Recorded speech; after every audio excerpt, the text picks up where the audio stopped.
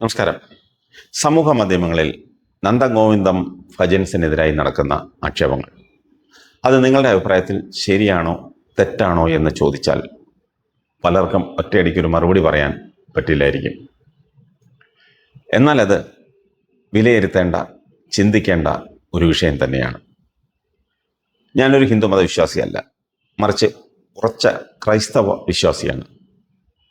എൻ്റെ ഒരു സുഹൃത്ത് എന്നോട് പറഞ്ഞത്, അദ്ദേഹം ഒരു ഹിന്ദുമത വിശ്വാസി എന്ന നിലയിൽ ഈ വിവാദങ്ങൾ കേട്ടപ്പോൾ വലിയ മനസ്താപം തോന്നിയെന്നാണ്. ക്ഷേത്രത്തിൻ്റെ ഭാഗമായി നടന്ന ഒരു ചടങ്ങിൽ ക്രിസ്തുദേവനെക്കുറിച്ചൊരു കീർത്തനം ആലപിച്ചാൽ തകരുന്നതല്ല സനാതന ധർമ്മം. ഹൈന്ദവ വിശ്വാസവും ധർമ്മവും മനസ്സിലാക്കാത്ത സങ്കുചിത മനസ്സിൻ്റെ ഉടമകളാണ് ഈ വിവാദങ്ങൾക്ക് പിന്നിലെന്നാണ് അയാൾ പങ്കുവച്ചത്. ക്രൈസ്തവ മിഷണറിമാരോട് നിങ്ങൾ ക്രിസ്തു ദർശനങ്ങൾ പ്രചരിപ്പിക്കുന്നതിൽ ഒട്ടും ലാഘവം കാണിക്കരുതെന്ന് ഉപദേശിച്ച വിവേകാനന്ദ സ്വാമികളുടെ നാടാണ് നമ്മുടേത്. ഷിക്കാഗോയിൽ നിന്ന് ശിഷ്യർക്ക് എഴുതിയ കത്തിൽ അദ്ദേഹം പറയുന്നുണ്ട്, മറിയയുടെ പുത്രന്റെ മക്കളിൽ ഞാൻ ഇവിടെയുണ്ടെന്ന്. വൈജാന്തിക മതദീപം നീട്ടി ജ്വലിപ്പിച്ച ശങ്കരാചാര്യർ ഇതര മതസ്ഥർക്കെതിരെ സംസാരിക്കുവാനോ പ്രവർത്തിക്കാനോ പഠിപ്പിച്ചിട്ടില്ല. പരിണാമങ്ങളിലൂടെ തേച്ചു മിനുക്കപ്പെട്ട സംസ്കാരവും പാരമ്പര്യവുമാണ് ഹിന്ദുവിൻ്റേത്.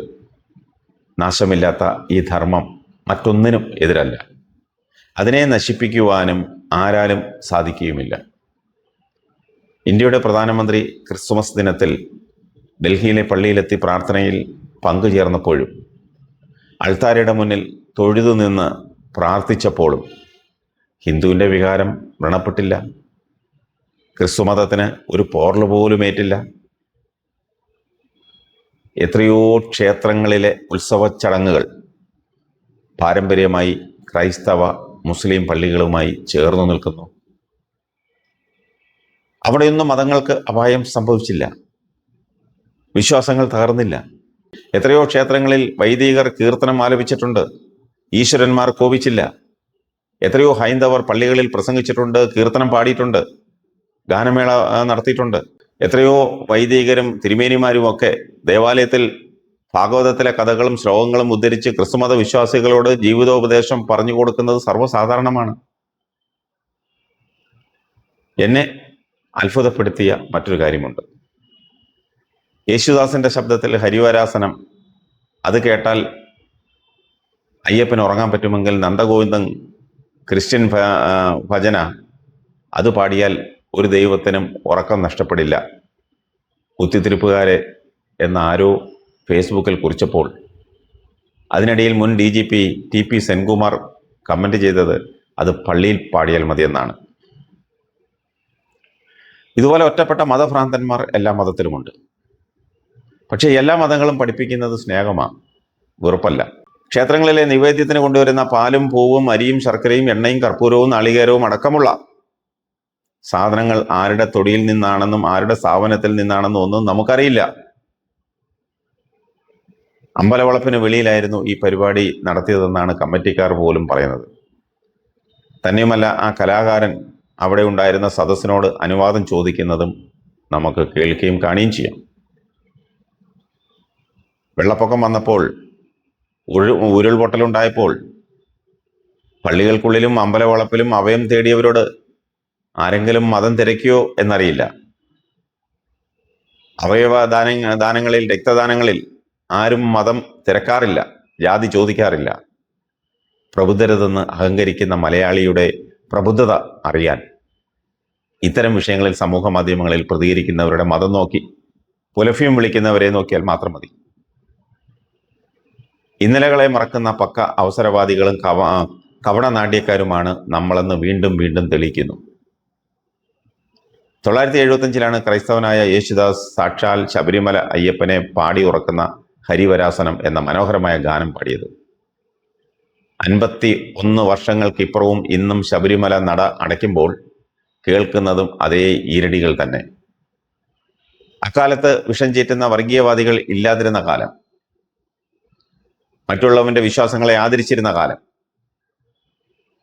ജാതിമത ചിന്തകൾക്കപ്പുറം മനുഷ്യത്വം ഉയർന്നു നിന്ന കാലം, പട്ടിണിയും പരിവട്ടവുമായി കഴിഞ്ഞ ജനങ്ങൾ അയൽവക്കത്തെ അടുക്കളയിൽ തീ പുകയുന്നുണ്ടോ എന്ന് അന്വേഷിച്ചില്ലായ്മയിലും ഉള്ളത് പങ്കുവച്ചിരുന്ന കാലം, സ്കൂളിൽ കുട്ടികൾ ഒരു പാത്രത്തിൽ നിന്ന് ഉണ്ടിരുന്ന കാലം, മറ്റുള്ളവന്റെ ജാതി ചോദിക്കാതെ സഹജീവി സ്നേഹം കാട്ടിയ കാലം, അങ്ങനെയൊരു കാലം ഉണ്ടായിരുന്നു ഈ നാട്ടിൽ. ഇല്ലേ TP സെൻകുമാറെ? എന്നാൽ ഇന്നോ പട്ടിണിയൊക്കെ മാറി മറ്റുള്ളവന്റെ ആശ്രയമില്ലാതെ ജീവിക്കാൻ സാഹചര്യങ്ങളൊക്കെ ആയപ്പോൾ നമ്മൾ എന്ന ചിന്തയിൽ നിന്നും ഞാനും നീയും എന്ന ചിന്തയിലേക്കും, ഞാൻ വിശ്വസിക്കുന്ന അല്ലെങ്കിൽ ഞാനായിരിക്കുന്ന മതം മാത്രമാണ് ശരിയെന്നും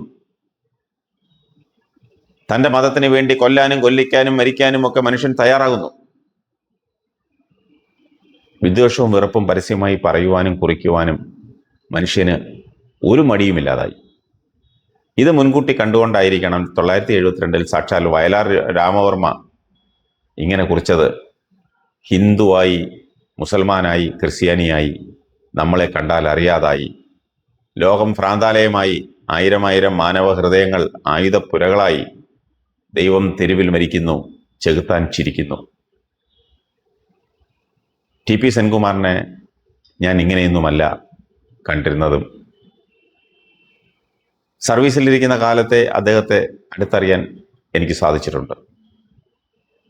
പ്രത്യേകിച്ച് KSRTCയുടെ ചെയർമാനും MDയും ഒക്കെ ആയിരുന്ന സമയത്ത് അന്നത്തെ അദ്ദേഹത്തിൻ്റെ നിലപാടുകൾ ഇതല്ലായിരുന്നു.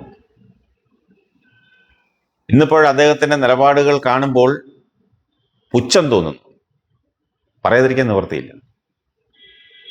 കാണപ്പെടുന്ന സഹോദരനെ അവൻ്റെ ജാതിയോ മതമോ വർണ്ണമോ വർഗമോ നോക്കാതെ സ്നേഹിക്കാതെ കാണപ്പെടാത്ത ദൈവത്തെ എങ്ങനെ സ്നേഹിക്കുമെന്ന് പണ്ടുള്ളവർ ചോദിക്കുന്നത് പോലെ TP സെൻകുമാറിനോട് ഞാനും ചോദിക്കുന്നു. കാണപ്പെടുന്ന സഹോദരനെ അവൻ്റെ ജാതിയോ മതമോ വർണ്ണമോ വർഗമോ നോക്കാതെ സ്നേഹിക്കാതെ കാണപ്പെടാത്ത ദൈവത്തെ എങ്ങനെ താങ്കൾ സ്നേഹിക്കുമെന്ന്. അതുകൊണ്ട് അനാവശ്യ വിവാദങ്ങളിലൂടെ സമൂഹത്തിൻ്റെ സമാധാനം കളയരുത്. മാമോദീസ മുങ്ങിയ യേശുദാസിൻ്റെ പാട്ട് കേട്ട് മാത്രമേ അയ്യപ്പൻ ഉറങ്ങാറുള്ളൂ എന്നതും മറക്കരുത്.